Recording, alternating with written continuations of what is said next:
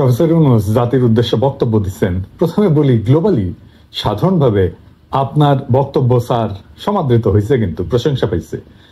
তো স্যার 2 সপ্তাহ পার হওয়ার আগেই জাতির উদ্দেশ্যে আর একবার ভাষণ দিলেন, দ্বিতীয় ভাষণ। খুব গুরুত্বপূর্ণ বিষয় থাকলে ভাষণ দিতেই পারেন। দেখা যাক আপনি কি কি বিষয়ে কথা বললেন। জুলাই আগস্ট বিপ্লব নিয়ে শুরু করলেন, বললেন বন্যা নিয়ে, আনসারদের অবরোধ, পরোক্ষভাবে গার্মেন্টস, গণভবনকে জাদুঘর বানানো, 6টা বিশেষ কমিশন, আর কারে ভোট দেওয়া যাবে না, এই নিয়ে আপনার ব্যক্তিগত মতামতকে রাষ্ট্রের নামে চালাইলেন, কিন্তু পাইলাম না কয়েকটা গুরুত্বপূর্ণ বিষয়ের আলাপ।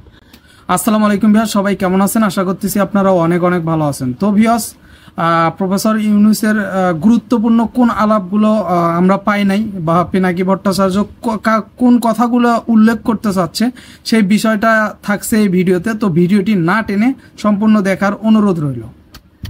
যেমন আন্দোলনের শহীদদের তালিকার কমিশন পাইলাম না চিকিৎসাধীনদের চিকিৎসার জন্য সুস্পষ্ট পদক্ষেপ, আন্দোলনের দৃষ্টিশক্তি হারানোদের সর্বোচ্চ চিকিৎসার পদক্ষেপ পাইলাম না, নিহতদের পরিবারের সহায়তা আর পঙ্গুত্ব বরণকারীদের জন্য পুনর্বাসনের কমিশন পাইলাম না, গত 17 বছরে স্বৈর শাসনের সকল বিষয়ে তদন্ত আর শ্বেতপত্রের কমিশন পাইলাম না, পাচার হওয়া অর্থ উদ্ধারের কমিশন পাইলাম না, প্রশাসন বিদেশি মিশন থেকে আওয়ামী প্রেতাত্মাদের অপসারণ কাজের অগ্রগতির খবর।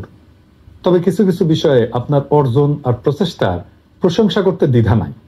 সংযুক্ত আরব আমিরাতে স্বৈরাচার বিরোধী আন্দোলনে অংশগ্রহণ করিয়া কারাবরণকারী বাংলাদেশিদের মুক্ত করার জন্য আপনাকে ধন্যবাদ জানাতেই হবে।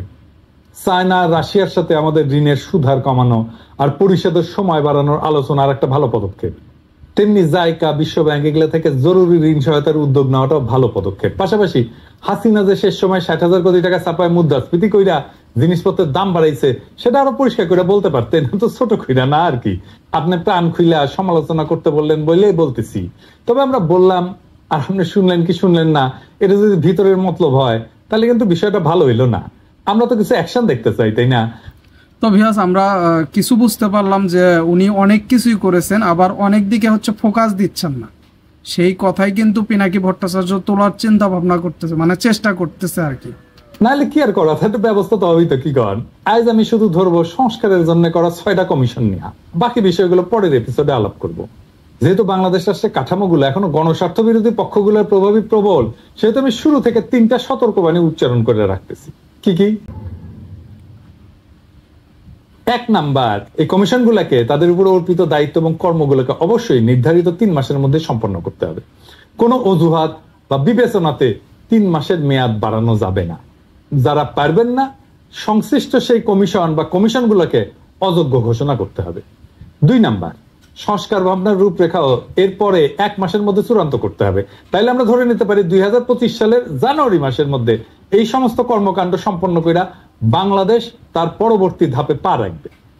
3 নাম্বার, 2014 সালের পর থেকে বাংলাদেশে জনপ্রতিনিধির নির্বাচন, সরকার গঠন, স্থানীয় সরকারের শাসক বাছাই, ব্যবসা বাণিজ্য এবং শিল্প মালিকদের সংস্থা এবং শ্রমিক কর্মচারীদের প্রতিনিধি নির্বাচন সহ ধর্মীয়, সামাজিক এবং সাংস্কৃতিক সংস্থার প্রতিনিধি নির্বাচনের লক্ষ্যে কোথাও কোনো একটা অবাধ, সুষ্ঠু, নিরপেক্ষ ভোটাভুটি হয় না। যেহেতু যত দ্রুত সম্ভব এদেশের মানুষকে নির্বাচন অর্থাৎ ভোটাভুটির যে আস্বাদ, এটা গ্রহণের অবারিত সুযোগ করে দিতে হবে। কিভাবে?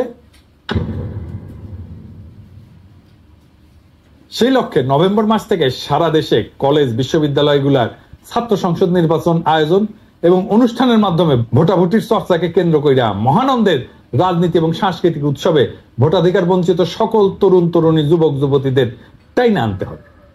আমাদের ভুলে গেলে চলবে না, দেশের জনসংখ্যার প্রায় অর্ধেক 32 থেকে 33 বছর বয়স পর্যন্ত যাদের বয়স, তারা এখনো একবারও অবাধে, সুষ্ঠু এবং নিরপেক্ষ পরিবেশে অনুষ্ঠিত কোনো নির্বাচনে ভোট দেওয়ার সুযোগ পায় নাই।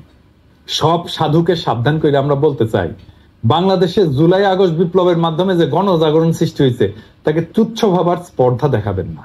এটা ফ্যাসিবাদ, স্বৈরতন্ত্র, পরিবারতন্ত্র, বড়লোকিপনা, এলিটপনা, এনজিও নেতাদের আভিজাত্যাভিমান এবং ইসলাম বিদ্বেষ এবং পশ্চিমা শক্তির অনুরাগ, এই সমস্ত সহ সকল ধরনের ক্ষমতা কুক্ষিগত করার হীন সংকীর্ণ গণস্বার্থ বিরোধী কার্যক্রম প্রতিরোধ করে বিজয়ী হয়েছে। ফলে পরিবার, সমাজ, রাষ্ট্রব্যাপী যে গণচেতনা এবং জন আকাঙ্ক্ষা, গণপ্রতিরোধ প্রক্রিয়া সৃষ্টি হয়েছে তা পরাভবহীন, অকুত ভয় এবং অজেয়। রাজনীতি, সরকার এবং রাষ্ট্র সংস্কারের প্রায়োগিক ক্ষেত্র অর্থাৎ বাস্তবে যে কাজ হবে, এবার সে আলোচনায় চলে আসা যায়। ডক্টর মোহাম্মদ ইউনূস গতকাল বুধবার এমন লক্ষ্য অর্জনের জন্য 6টা কমিশন গঠন করার সিদ্ধান্ত নিয়েছেন। এর মধ্যে নির্বাচন ব্যবস্থা সংস্কার কমিশনের প্রধান হিসেবে দায়িত্ব পালন করবেন সুশাসনের জন্য নাগরিকের সম্পাদক বদিউল আলম মজুমদার। দুর্নীতি দমন কমিশনের সংস্কারের প্রধান হিসেবে দায়িত্ব পালন করবেন টিআইবি নির্বাহী পরিচালক ইফতেখারুজ্জামান। ওনারা একবার ধরছিলাম, ওনার সম্পর্কে এখন আর কিছু না বলি। সংবিধান সংস্কার কমিশনের প্রধান হিসেবে দায়িত্ব পালন করবেন বিশিষ্ট আইনজীবী শাহদিন মালিক। বিচার বিভাগ সংস্কার কমিশনের প্রধান হিসেবে দায়িত্ব পালন করবেন বিচারপতি শাহ আবু নাইম মমিনুর রহমান।